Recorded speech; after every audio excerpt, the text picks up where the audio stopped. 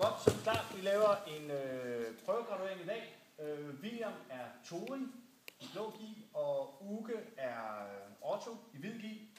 Og vi laver prøven op til lilla snit. Og meningen er, at resten af træningen i dag, den går med, at I øver jer i bælteprøver, uanset om vi skal op eller ej. For der er ret meget, man skal kunne der. Og selv de, der ikke skal op, I kender garanteret en, som skal op. Og der gælder det om, at man hjælper dem, for på et eller andet tidspunkt kan I roligt regne med, at I får brug for hjælp fra deres side. Og så er det rart at have noget på kontoen.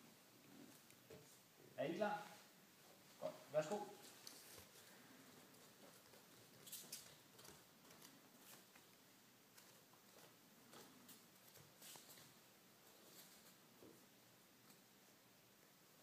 Yep.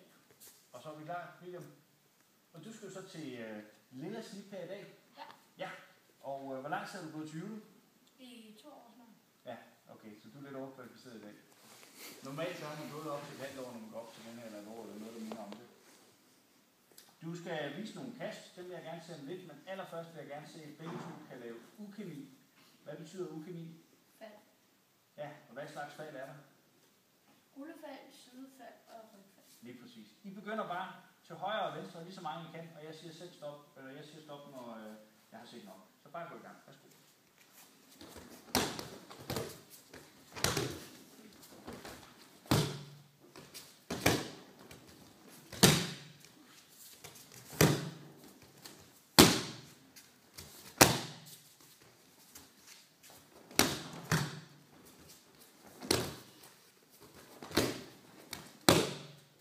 Tak, det er fint.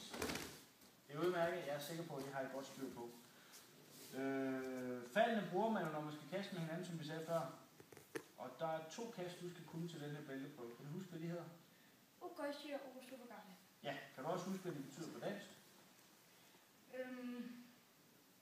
Osubagami betyder stor udvendig mejning. Ja.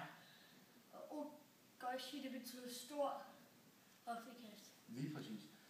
Du skal kunne vise dem i bevægelser og til den side, du bedst kan. Så det gør du, når du er klar.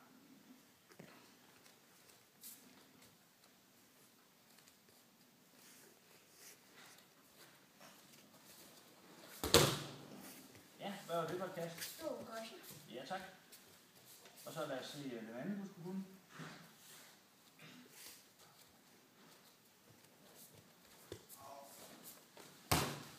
Ja, og hvad var det for en? Det var Osubagami. Ja.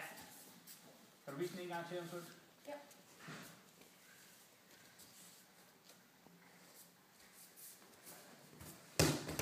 Ja.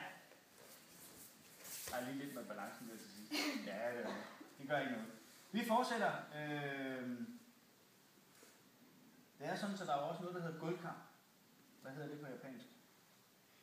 Nevasu. Ja, hvornår bruger vi det? Bruger vi, hvis vi kaster mislykkes. Ja, eller ikke er helt godt nok, så bruger man det i rigtig kamp. Ja. Du skal kunne 2 holdgreb. Jeg vil gerne have, at du kaster også, og så viser holdgrebet bagefter. Ja, og så vil jeg gerne have, at I vender jer rundt, så jeg kan se det. Nemlig, yep. Sådan der, ja. Hvad er det for et holdgreb, du har der? Det er håndkasketan. Det er det nemlig, ja. Hvad betyder håndkasketan? Det betyder skærfholdgreb. Ja, noget i den retning i hvert fald. Yes. Og hvordan skal man holde med armen, den arm, du har under armen? Sådan der, ja. Ja, hvad er det, der er vigtigt der? Med at albuen, den er bag ved hans albu. Lige præcis, Og, yes. Og benene, de står sådan her. Ja, lige En præcis. god balance. Ja. Og nu med hovedet. Ja, rigtigt. Og hvad så, hvis han forsøger at komme fri, hvad gør man så? Så holder man fast. Ja, det er rigtigt, det er også rigtigt. Og man kan også gøre lidt med benene, det kan vi se på. Ja, lad os se en gang også, kan du lige prøve at komme fri her?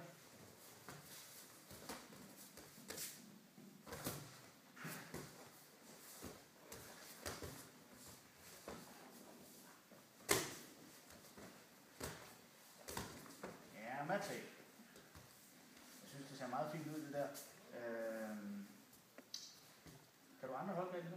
Ja. Og hvad hedder den så? Konkurrentkasketan. Ja, kan du også holde ham der? Det tror jeg. Ja, hvordan med albuen skal den også? Hvordan skal den være? Det skal også være omvendt her. Ja, rigtigt. Jamen, så prøver vi bare en gang, når du er klar. Hatchimate.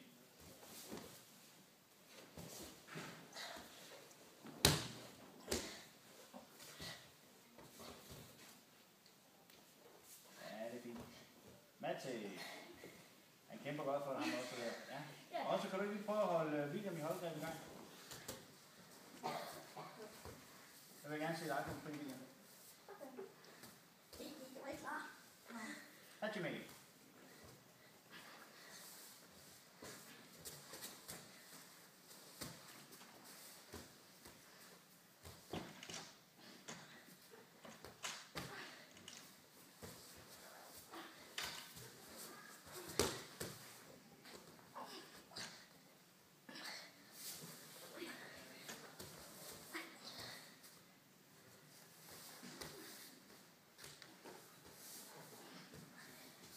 Matti.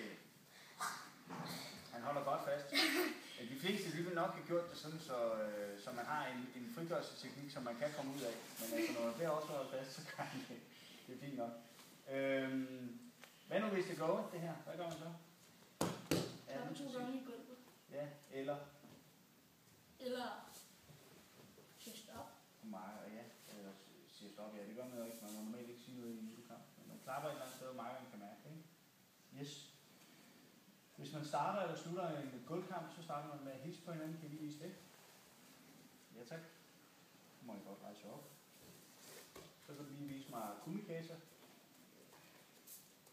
Ja, hvad betyder kumikator? Fundamentalt greb. Ja, i judogien. Ja, kan du også vise en til venstre? Ja, det er rigtigt. Fino. Når jeg siger hajime, hvad betyder det så? Start. Og når jeg siger matti, hvad betyder det så? Stop.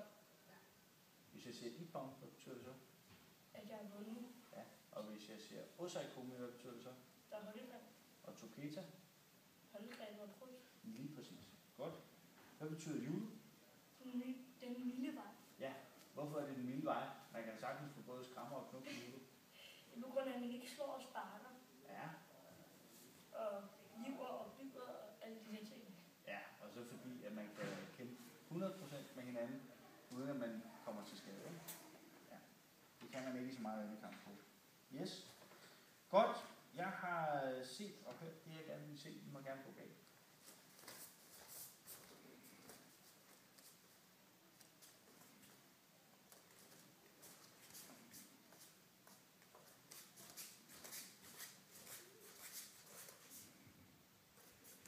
Tak for det. Ja, og William, du har bestået.